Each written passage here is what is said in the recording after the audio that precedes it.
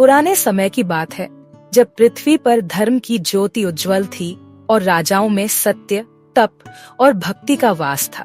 ऐसे ही एक धर्मात्मा विष्णु भक्त राजा हुए।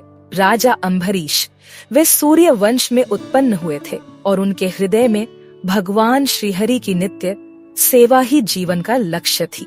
वे न केवल एक यशस्वी शासक थे, अपितु भगवान विष्णु के परम भक्त भी थे। वे प्रतिदिन पूजा, जप, यज्ञ और दान करते और राज्य को धर्म पूर्वक चलाते। राजा अम्बरीश ने एक बार एक बहुत भव्य अनुष्ठान करने का निश्चय किया। वह था एकादशी व्रत का पालन और द्वादशी के दिन पारण। यह व्रत अत्यंत कठिन था। पूरे वर्ष भर तक राजा अम्बरीश ने प्रत्येक माह की एकादशी का व्रत रखा, उपवास किया और द्वादशी को पवित्र जल एवं फल से पारण किया। इस महान व्रत की पूर्णाहुति पर उन्होंने द्वादशी तिथि के दिन बड़े यज्ञ का आयोजन किया और उस अवसर पर ब्राह्मणों, ऋषियों और विद्वानों को आमंत्रित किया।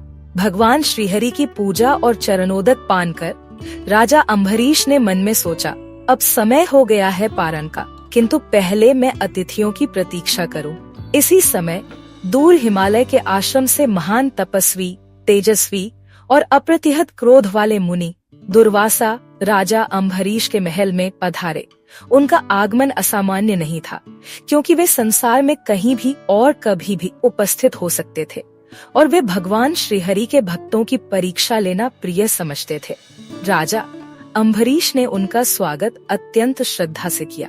वे तुरंत खड़े हो गए, मुनि के चरणों में झुके और हाथ जोड़कर बोले, भगवान, मेरे लिए आज का दिन अत्यंत सौभाग्यशाली है कि आप जैसे महान योगी मेरे द्वार पधारे। कृपया पधारिए और भोजन का पवित्र अन्न स्वीकार कीजिए। दुर्वासा मुनि ने ध्यान पूर्वक देखा कि राजा अम्बरीश सत्य, निष्ठ, शांत और निस्वार्थ भक्ति में लीन है। उन्होंने कहा, हे राजन, मैं पहले यमुना में स्नान करूंगा, फिर लौटकर भोजन करूंगा, तब तक प्रतीक्षा करना। राजा ने सहमति में सिर हिलाया, किंतु दुर्भाग्यवश द्वादशी का समय समाप्त होने के निकट था और मुनि अब तक लौटे नहीं थे। राजा गहरे चिंतन में पड़ गए। यदि वे व्रत का पारण न करें तो नियम भंग होता है और यदि पारण करें तो मुनि का अपमान। तभी उन्होंने का अपमान भगवान से प्रार्थना की, हे हरि, आप ही मेरी रक्षा कीजिए। मैं बिना मुनि के अपमान के कैसे धर्म का पालन करूं? राजा ने विद्वानों से परामर्श लिया और बताया का आरंभ मात्र जल ग्रहण करने से हो सकता है। अतः उन्होंने भगवान का नाम लेकर थोड़ी सी तुलसी मिश्रित चरणामृत जल का पान किया और मुनि की प्रतीक्षा करने लगे। थोड़ी देर बाद दुर्वासा मुनि लौटे। उन्होंने ध्यान से देखा कि राजा ने व्रत का पारण कर लिया है। उन्हें यह कर अत्यंत क्रोध आया। उनकी आंखें अंगार की तरह लाल हो गईं और वे गरज कर बोले, अरे पापी राजा, तूने मुझे भोजन से पहले ही खा लिया। ये तो अतिथि का तिरस्कार है, तुझे इसका दंड अवश्य मिलेगा। राजा ने शांत भाव से हाथ जोड़कर उत्तर दिया, हे मुनिवर, मैंने केवल नियम का पालन किया है। आपके बिना कुछ नहीं खाया, केवल चरणामृत जल लिया, जिससे व्रत भंग न हो और आपका भी अपमान न हो। परंतु दुर्वासा मुनि क्रोध में अंधे हो गए। उन्होंने तुरंत अपने जटाजूट को हिलाकर एक भयानक राक्षसी उत्पन्न की, जो अग्नि के समान धकती थी और राजा को भस्म करने के लिए उनकी ओर बढ़ी।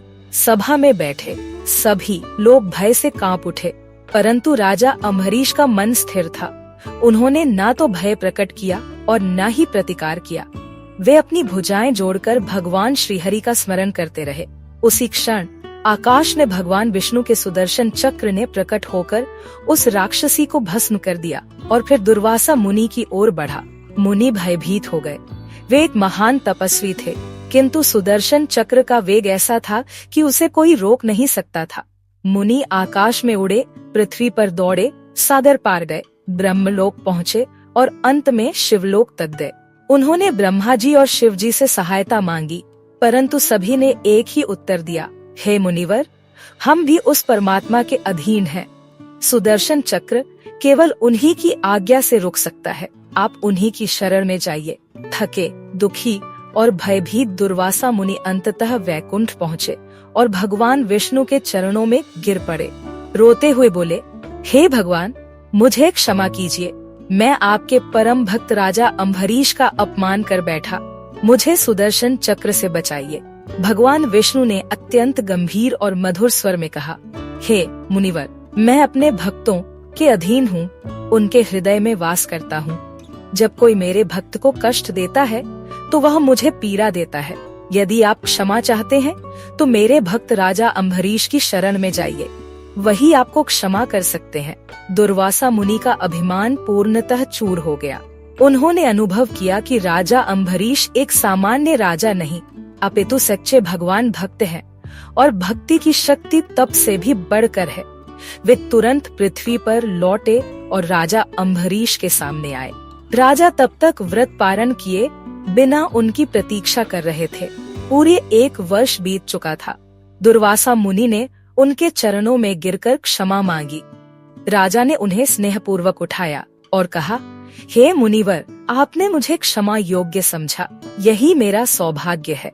कृपया भोजन करें और मेरी सेवा स्वीकार करें। राजा अम्बरीश की नम्रता, धैर्य और भक्ति ने दुर्वासा मुनि का हृदय पूर्णतः परिवर्तित कर दिया। उन्होंने कहा, हे राजन, तुम वास्तव में भगवान के प्रिय भक्त हो। तुम्हारी भक्ति के आगे मेरा तप भी लघु प्रतीत होता है। आज मैं जान गया कि परमात्मा से प्रेम ही सबसे बड़ा धर्म है। उस दिन से दुर्वासा मुनि ने अपने क्रोध को त्याग कर ध्यान, शांति और भक्ति को अपनाया। उन्होंने राजा अम्बरीश को आशीर्वाद दिया और चले गए।